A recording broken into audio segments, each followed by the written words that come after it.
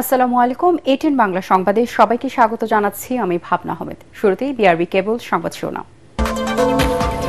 3 দিনের সফরে ঢাকায় পাকিস্তানের উপপ্রধানমন্ত্রী ইসহাক দার বিভিন্ন রাজনৈতিক দলের সাথে বৈঠক, 71 ইস্যু সহ অমীমাংসিত বিষয় নিয়ে আলোচনা।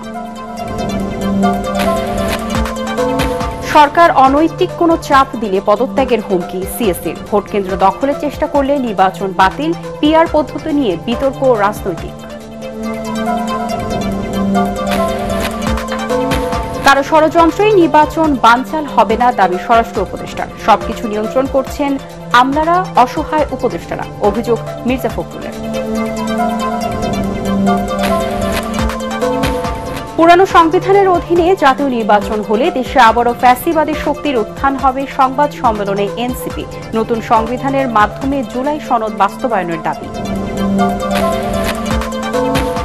ডাকসু নির্বাচনে ছাত্র সংগঠনগুলোর আচরণ এখন পর্যন্ত আশাব্যঞ্জক, বললেন বিশ্ববিদ্যালয়ের উপাচার্য। ডাকসুতে চলছে মনোনয়নপত্র যাচাই বাছাই।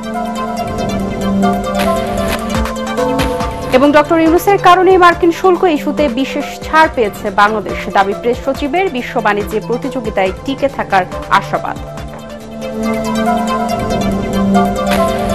শুনছিলেন বিআরবি কেবল সংবাদ শিরোনাম, এবারে বিস্তারিত। 3 দিনের সফরে ঢাকায় পাকিস্তানের উপপ্রধানমন্ত্রী ইসহাক দার এর সাথে বৈঠক করেছে এনসিপি ও জামায়াত। বৈঠক শেষে এনসিপি নেতারা সাংবাদিকদের জানিয়েছেন 71 ইস্যু সমাধান করা উচিত পাকিস্তানের। এই বিষয়টি সমাধানে দেশটি প্রস্তুত বলেও জানান এনসিপির মুখ্য সংগঠক নাসির উদ্দিন পাটোয়ারি। তবে জামায়াতের নায়েবে আমির সৈয়দ আব্দুল্লাহ মোহাম্মদ তাহের জানিয়েছেন 71 অমীমাংসিত ইস্যু নিয়ে তাদের সাথে আলোচনা হয়নি।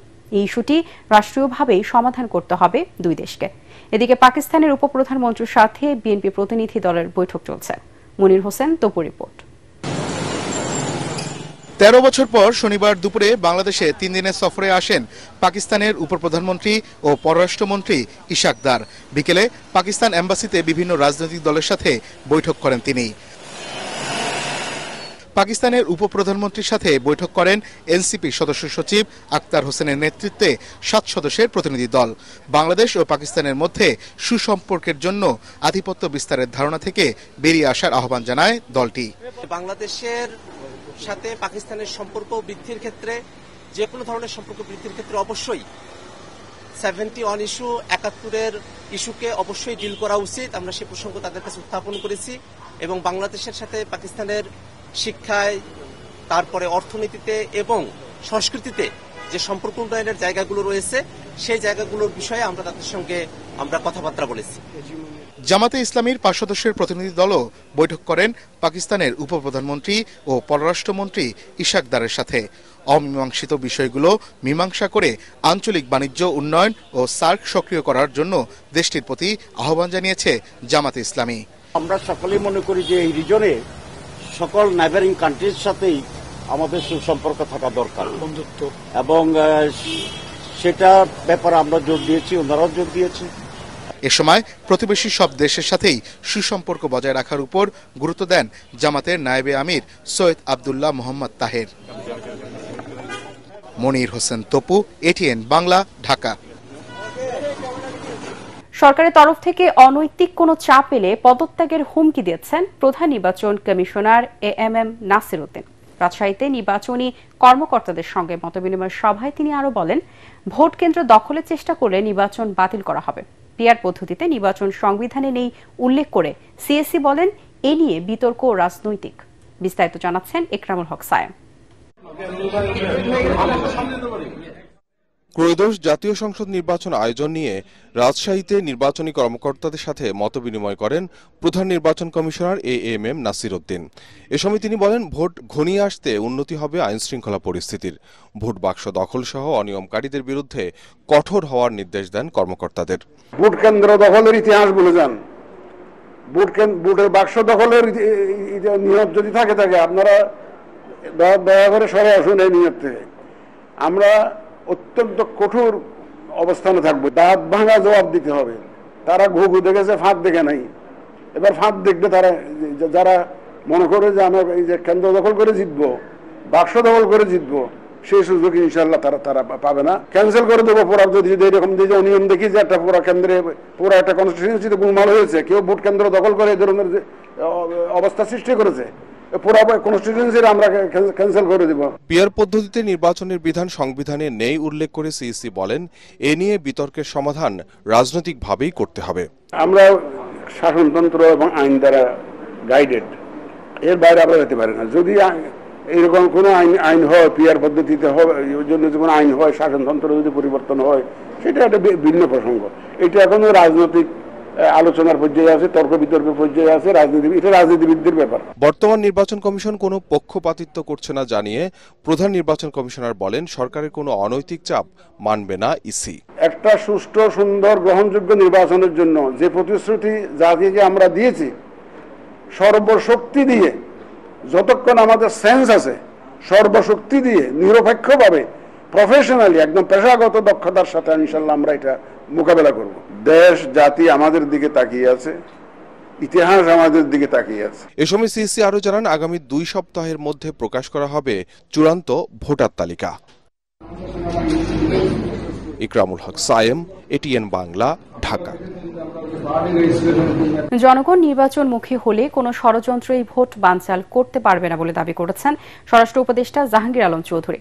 প্রধান উপদেষ্টার ঘোষিত সময় ফেব্রুয়ারিতেই নির্বাচনের জন্য আইন শৃঙ্খলা বাহিনী সব ধরনের প্রস্তুতি নিচ্ছে বলেও জানান তিনি। গাবতলীতে বিএডিসি হিমাগার এবং দারুসালাম থানা পরিদর্শন শেষে সাংবাদিকদের কাছে এসব কথা জানান উপদেষ্টা। GM তসলিমের report.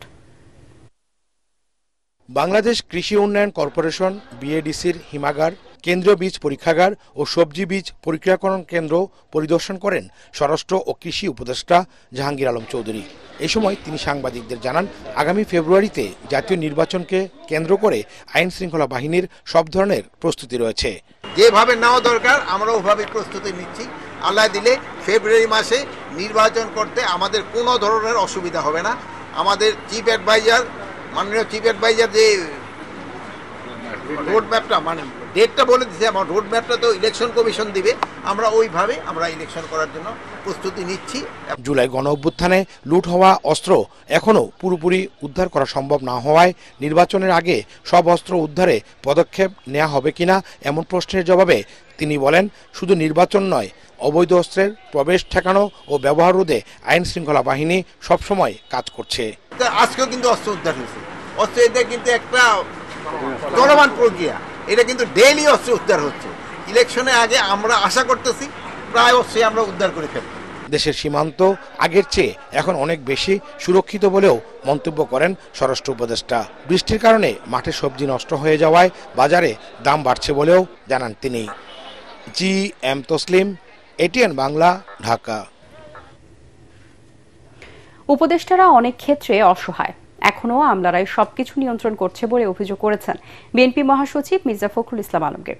জাতীয় প্রেস ক্লাবে এক সেমিনারে তিনি বলেন, বিচ্ছিন্নভাবে ও জোড়াতালি দিয়ে কোনো পরিবর্তন সম্ভব নয়, প্রয়োজন সুনির্দিষ্ট লক্ষ্য ও পরিকল্পনা। বিএনপি মহাসচিব বলেন, সংস্কারের যে সূচনা হয়েছে, কমিশন ও রাজনৈতিক দলগুলোকে মিলে দেশের স্বার্থে তা এগিয়ে নিতে হবে। রিপোর্ট মইনুল হাসানের।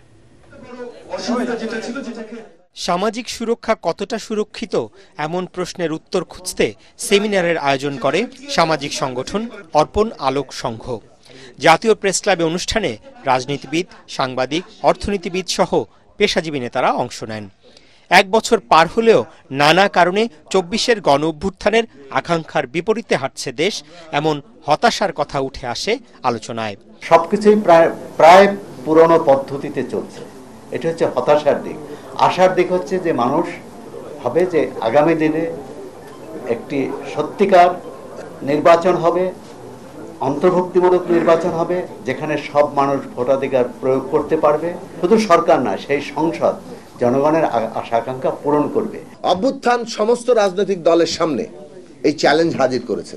বিএনপি মহাসচিব মির্জা ফখরুল ইসলাম আলমগীর বলেন, বাংলাদেশের সবচেয়ে বড় সমস্যা দুর্নীতি। পতিত স্বৈরাচার সরকারের সময় রাষ্ট্রীয় সব প্রতিষ্ঠানকে ধ্বংস করে দেয়া হয়েছে। সেক্রেটারিয়েটে গেলে ওই যে আমলারা বসে আছে, তারাই সবকিছু নির্ধারণ করেন। আমাদের উপদেষ্টারা যারা দায়িত্ব পালন করছেন এখন অনেক ক্ষেত্রে তারা অসহায়। বিচ্ছিন্নভাবে জোড়াতালি দিয়েও কোনো কিছু হবে না। একটা সুনির্দিষ্ট উদ্দেশ্য লক্ষ্য নিয়ে এগোতে হবে, যে আমাদের ঐক্যবদ্ধ থেকে এই সব কিছুর ঊর্ধ্বে উঠে, একটা দুর্নীতির ঊর্ধ্বে উঠে আমাদেরকে আমাদের ভবিষ্যৎ তৈরি করার জন্য কাজ করতে হবে। দেশ এখন নির্বাচনমুখী দাবি করে তিনি বলেন, জবাবদিহিমূলক সরকার প্রতিষ্ঠায় নির্বাচিত জনপ্রতিনিধিদের দ্বারা দেশ পরিচালনার কোনো বিকল্প নেই। আমি যদি একটা জনপ্রতিনিধিত্বমূলক সরকার গঠন করতে পারি, আমি যদি একটা সুষ্ঠু নির্বাচন করতে পারি, সুষ্ঠু নির্বাচন করে আমি যদি ইউনিয়ন পরিষদ, উপজেলা পরিষদ, পার্লামেন্ট গঠন করতে পারি, তাহলে সেখানে আমি জনগণের কাছে জবাবদিহিতামূলক একটা ব্যবস্থা তৈরি করতে পারবো।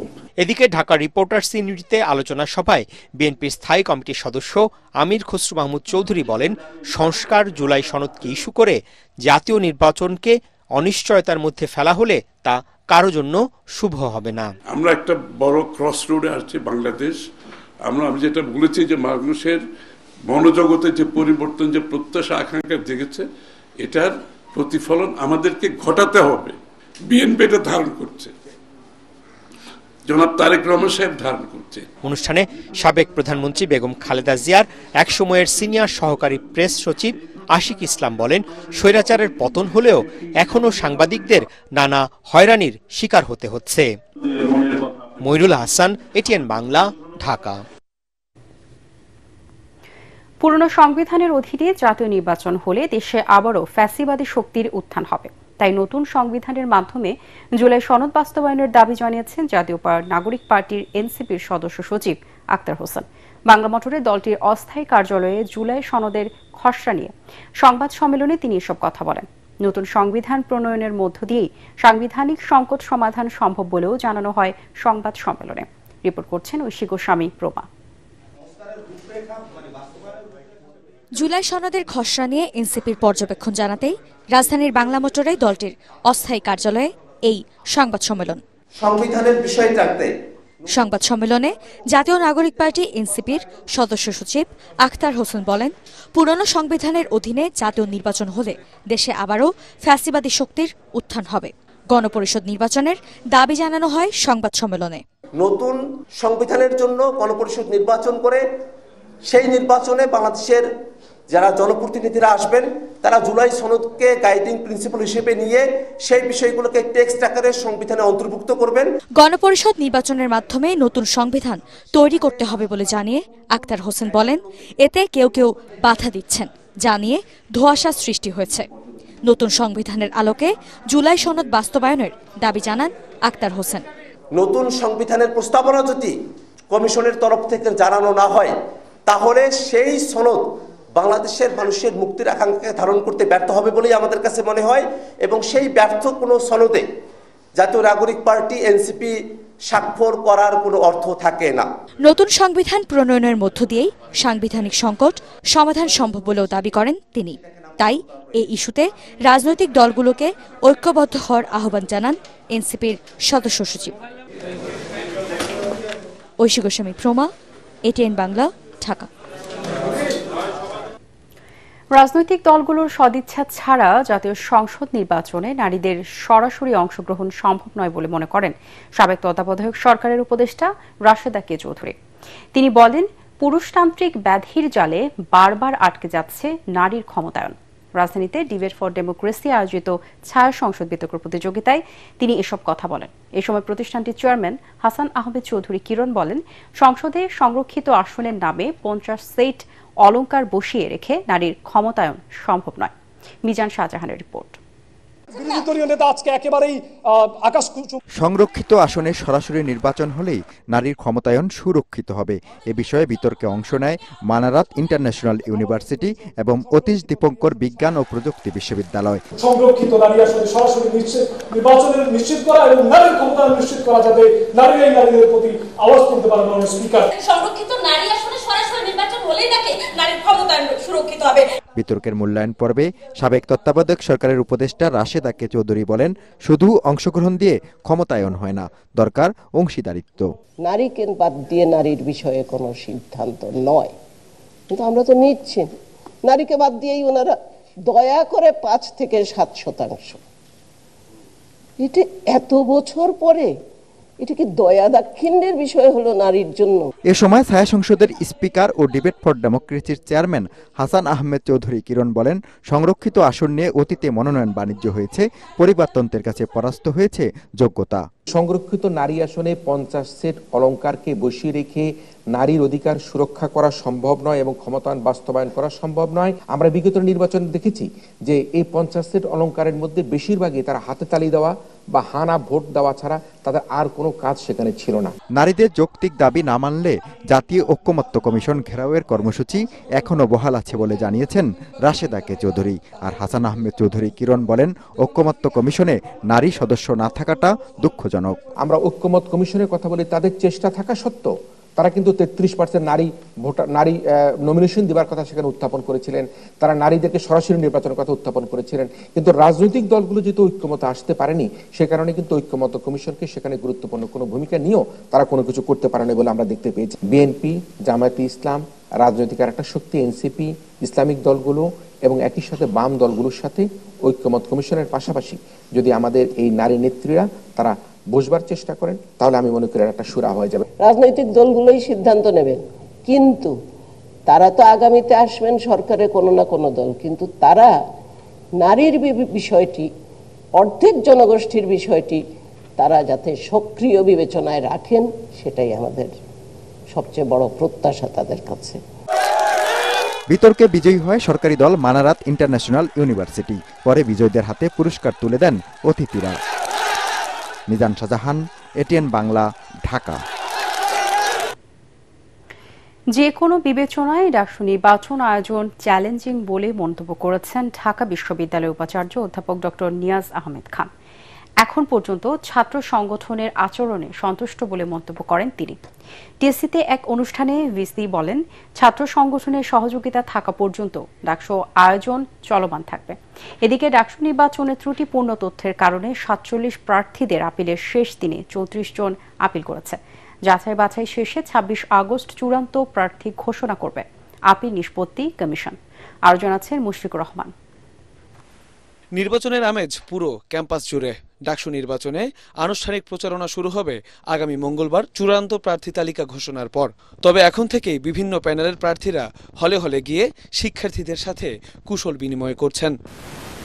শিক্ষার্থীদের সমস্যা চিহ্নিত করে আগামীতে সমাধানে কি পদক্ষেপ নেওয়া যায় তা নিয়ে হলের শিক্ষার্থীদের সাথে কথা বলেছেন ছাত্র দলের ভিপি প্রার্থী আবিদুল ইসলাম খান। প্রত্যেকটা হলে এবং বিশ্ববিদ্যালয়ে যে গ্রুপগুলো আছে সেই গ্রুপগুলোকে অথেন্টিক ছাড়া, আপনি যদি আমার সমালোচনা করতে চান আপনি আমার ওপেনলি সমালোচনা করেন, কিন্তু আপনি অ্যানোনিমাস ভোট আইডি দিয়ে আমার বিরুদ্ধে আপনি এগেনস্টে পোস্ট দিবেন, আবার আমি যখন তার এগেনস্টে হচ্ছে যে পোস্ট দিচ্ছি, সত্যটা তুলে ধরার চেষ্টা করতেছি, আমার পোস্টটাকে আপনি ডিরেক্ট ডিলিট করে দিচ্ছেন।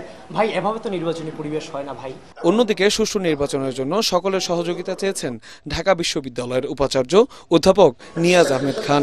সবাইকে সাথে নিয়ে সমস্ত অংশীজনদের সাথে সিস্টেম্যাটিক আলোচনা করে 70টির বেশি মিটিং আলোচনার পরে আমরা এতটুক এগিয়েছি। সবাই যতক্ষণ আমার সাথে থাকবেন ততক্ষণ এই প্রক্রিয়া চলবে।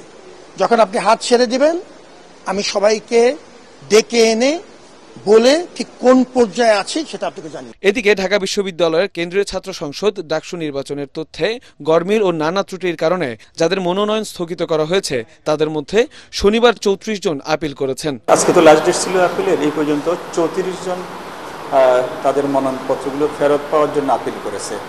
আমরা আগামীকাল আপিল নিষ্পত্তি কমিটির বৈঠক আছে, আমরা সব আবেদনগুলো ওই কমিটির কাছে পাঠিয়ে দেব।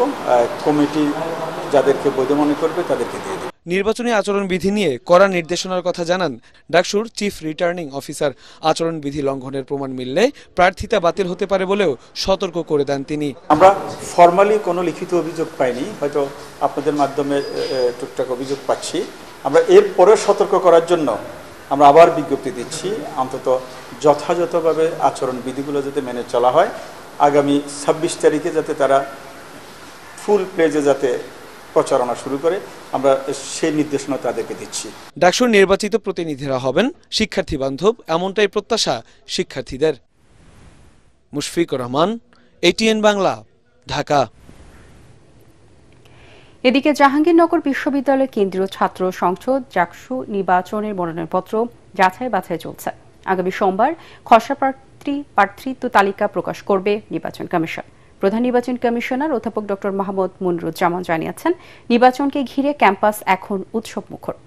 270 জন প্রার্থী বিভিন্ন পদে মনোনয়নপত্র জমা দিয়েছেন। ছাত্রদল, ছাত্র শিবির সহ 3টি ছাত্র সংগঠন প্যানেল ঘোষণা করেছে।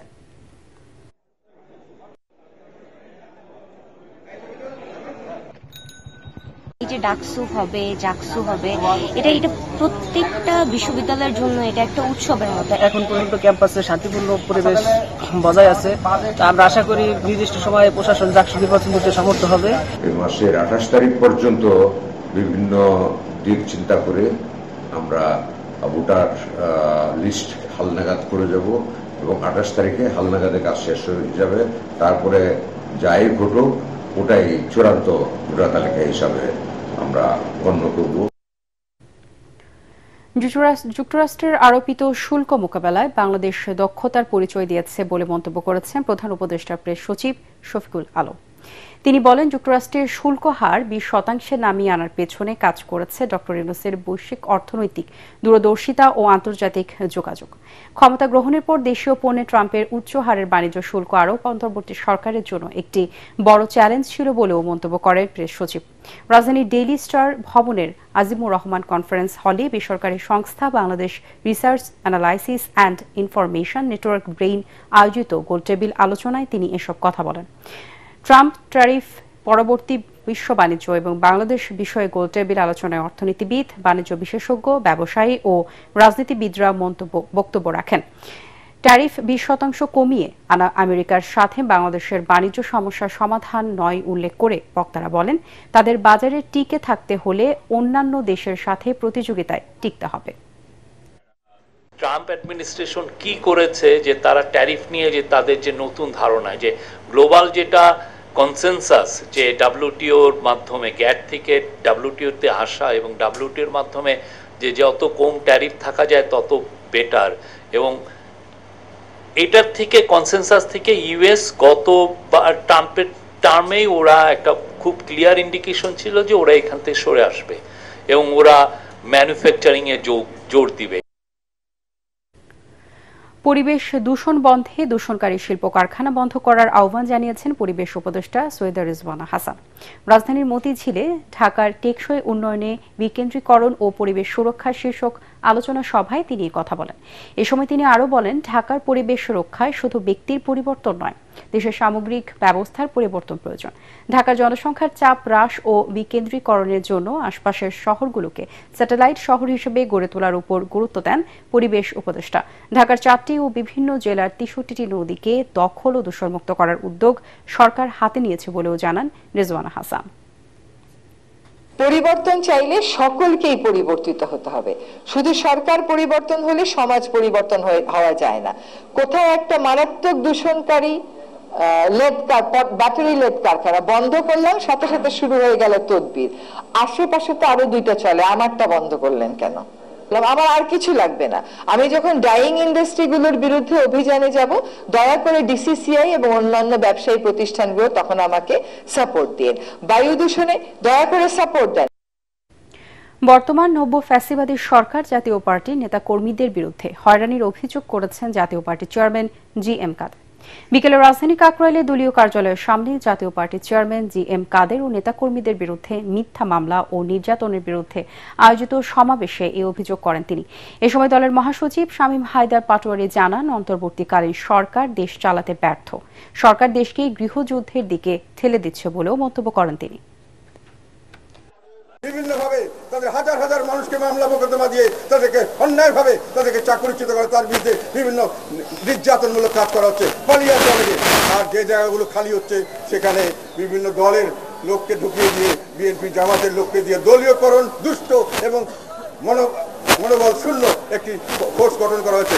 এই ফোর্সের দ্বারা কখনোই নির্বাচন সঠিকভাবে হতে পারে না। এবারে জানিয়ে দিব আল আরফা ইসলামী ব্যাংক অর্থ সংবাদ।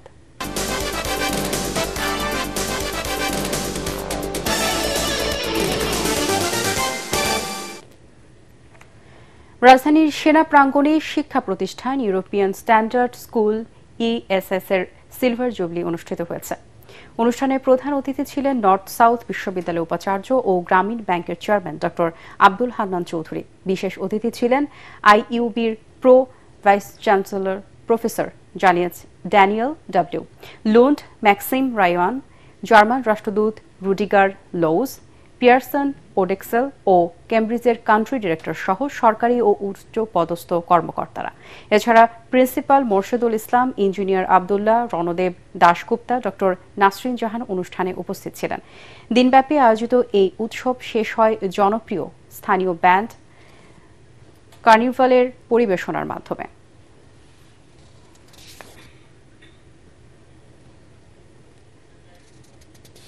এবার আন্তর্জাতিক সংবাদ।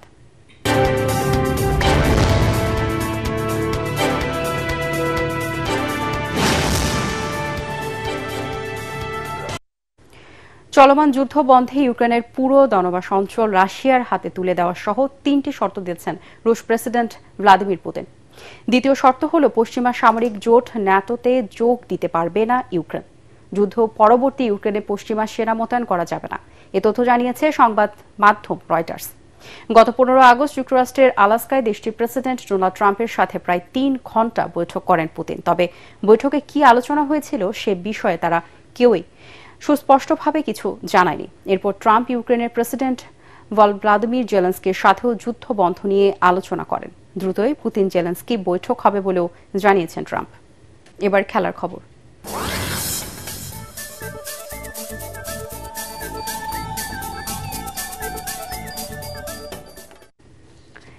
তিন বছর পর বাংলাদেশ টি-20 দলে জায়গা পেয়েছেন নুরুল হাসান সোহান। দীর্ঘ সময় দলের বাইরে থাকলেও নির্বাচকরা আস্থা রেখেছেন অভিজ্ঞ এই উইকেট কিপার ব্যাটারের উপর। মিরপুর শেরেবাংলা স্টেডিয়ামে প্রধান নির্বাচক গাজী আশরাফ হোসেন লিপু জানান, মিডল অর্ডারে সোহান ভালো চয়েস হতে পারেন। বিশেষ করে জাকির আলীর ব্যাকআপ হিসেবে তাকে বিবেচনা করা হয়েছে। পরাগ আরমানের রিপোর্ট। নেদারল্যান্ডসের বিপক্ষে সিরিজ এবং এশিয়া কাপকে সামনে রেখে বাংলাদেশ টি-20 দলে পরিবর্তন এনেছেন নির্বাচকরা। প্রায় 3 বছর পর দলে ফেরানো হয়েছে নুরুল হাসান সোহানকে। একই সঙ্গে সুযোগ পেয়েছেন সাইফ হাসানও। তবে সম্প্রতি দলে থাকা ওপেনার মোহাম্মদ নাইম বাদ পড়েছেন। গত রাতে দল ঘোষণার পর দুপুরে সংবাদ সম্মেলনে প্রধান নির্বাচক গাজী আশরাফ হোসেন লিপু ব্যাখ্যা দেন এই পরিবর্তনের। প্রত্যেকটা জায়গাতে যেমন চ্যালেঞ্জ আছে, সেই চ্যালেঞ্জটাকে অ্যাড্রেস করার জন্য পারফরমেন্স দরকার হয়। সেই পারফরমেন্সের জায়গাটাকে নিশ্চিত করা প্রয়োজন এবং আমি মনে করি যে আমাদের এনসিএল টি-20 তার থেকে আরেকটা উপরে বিপিএলও আছে। এই ফর্মেটের জন্য অনেককে সেখানে তার ঠিক ডিজায়ারেবল পজিশনে খেলার অনেক বেশি সুযোগ থাকবে এবং নিজেদেরকে তুলে ধরার সুযোগ থাকবে। আগামী 9 সেপ্টেম্বর থেকে সংযুক্ত আরব আমিরাতে শুরু হবে এশিয়া কাপের আসর। চ্যাম্পিয়ন হওয়ার লক্ষ্য নিয়েই টুর্নামেন্ট খেলতে যাবে বাংলাদেশ। তবে পথটা যে সহজ নয় সেটিও মনে করিয়ে দেন লিপু। আপনি যখন অ্যানালিটিক্যাল এন্ড লজিক্যাল চিন্তা করবেন তখন আপনাকে ভাবতে হবে যে আপনি কোথায় দাঁড়িয়েছেন এবং সেই অভিষ্ট লক্ষ্য অর্জন করতে আপনার পথটা কতখানি সুগম কিংবা কতখানি সেখানে চ্যালেঞ্জ আছে। সো দ্যাট যখন আপনি কিছুদিনের মধ্যে দেখতে পাবেন যে অ্যানালাইসিস হচ্ছে who could be the finalist, yes there is a chance to qualify for the final. Asia কাপে বি গ্রুপে বাংলাদেশের প্রতিপক্ষ শ্রীলঙ্কা, আফগানিস্তান ও হংকং। অবশ্য তার আগে 30 আগস্ট থেকে সিলেটে 3 ম্যাচের টি-20 সিরিজে নেদারল্যান্ডসের মুখোমুখি হবে লিটন দাসের দল। পরাগ আরমান, এটিএন বাংলা, ঢাকা। পরাজয় দিয়েই ডারউইনে টি-20 সিরিজ শেষ করল বাংলাদেশ এ দল। শেষ ম্যাচে অ্যাডিলেইড স্ট্রাইকার্স একাডেমির কাছে 7 উইকেটে পরাজিত হয় নুরুল হাসান সোহানের দল। ডারউইনের মারারা ওভালে বাংলাদেশ এ দলের দেওয়া 176 রানের লক্ষ্যে খেলতে নেমে উদ্বোধনী জুটিতে 123 রান করে অ্যাডিলেড স্ট্রাইকার্সের জয়ের পথে নিয়ে যান ম্যাকেঞ্জি, হার্ভে ও জ্যাক উইন্টার। শেষ পর্যন্ত হার্ভের 53 বলে অপরাজিত 102 রানে ভর করে 3 উইকেটে 179 তুলে জয় পায় স্ট্রাইকার্স। এর আগে টস জিতে ব্যাটিং করে 4 উইকেটে 175 রান সংগ্রহ করে বাংলাদেশ এই দল। দলের পক্ষে সর্বোচ্চ 50 রান করেন জিসান আলম। 23 বলে 49 রানে অপরাজিত থাকেন Afif Hossain. to Jasan Alam at the top, 49, not out from 23. একটি ঘোষণা। এটিএন বাংলার নাম ব্যবহার করে সাংবাদিক পরিচয়ে কতিপয় ব্যক্তির বিরুদ্ধে সংবাদ সংগ্রহের নামে দেশের বিভিন্ন স্থানে চাঁদাবাজির অভিযোগ পাওয়া যাচ্ছে। এ ধরনের চাঁদাবাজ ও ভুয়া নাম ব্যবহারকারীদের নিকটস্থ থানায় সোপর্দ করার জন্য অনুরোধ জানাচ্ছে এটিএন বাংলা কর্তৃপক্ষ। এছাড়াও প্রতিষ্ঠানটিতে সাংবাদিক ও জনবল নিয়োগের ভুয়া বিজ্ঞাপন দিয়ে একটি চক্র প্রতারণা করছে। বর্তমানে এটিএন বাংলায় কোনো ধরনের নিয়োগ প্রক্রিয়া চলছে না। নিয়োগ নিয়ে কারো সাথে আর্থিক লেনদেন না করার অনুরোধ জানাচ্ছে এটিএন বাংলা কর্তৃপক্ষ। শেষ করার আগে বিআরবি কেবল সংবাদ শিরোনামগুলো জানিয়ে দিব আরও একবার। 3 দিনের সফরে ঢাকায় পাকিস্তানের উপপ্রধানমন্ত্রী ইসহাক দার বিভিন্ন রাজনৈতিক দলের সাথে বৈঠক, ৭১ ইস্যু সহ অমীমাংসিত বিষয় নিয়ে আলোচনা। সরকার অনৈতিক কোনো চাপ দিলে পদত্যাগের হুমকি সিএসের, ভোট কেন্দ্র দখলের চেষ্টা করলে নির্বাচন বাতিল, পিআর পদ্ধতি নিয়ে বিতর্ক রাজনৈতিক।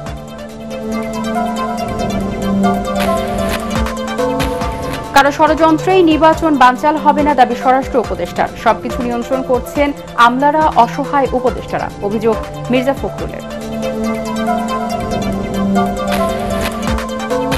পুরনো সংবিধানের অধীনে জাতীয় নির্বাচন হলে দেশে আবারও ফ্যাসিবাদী শক্তির উত্থান হবে, সংবাদ সম্মেলনে এনসিপি নতুন সংবিধানের মাধ্যমে জুলাই সনদ বাস্তবায়নের দাবি। ডাকসু নির্বাচনে ছাত্র সংগঠনগুলোর আচরণ এখন পর্যন্ত আশাব্যঞ্জক, বললেন বিশ্ববিদ্যালয় উপাচার্য। ডাকসুতে চলছে মনোনয়নপত্র যাচাই বাছাই। এবং ডক্টর ইউনূসের কারণেই মার্কিন শুল্ক ইস্যুতে বিশেষ ছাড় পেয়েছে বাংলাদেশ, দাবি প্রেস সচিবের। বিশ্ব বাণিজ্যে প্রতিযোগিতায় টিকে থাকার আশাবাদ।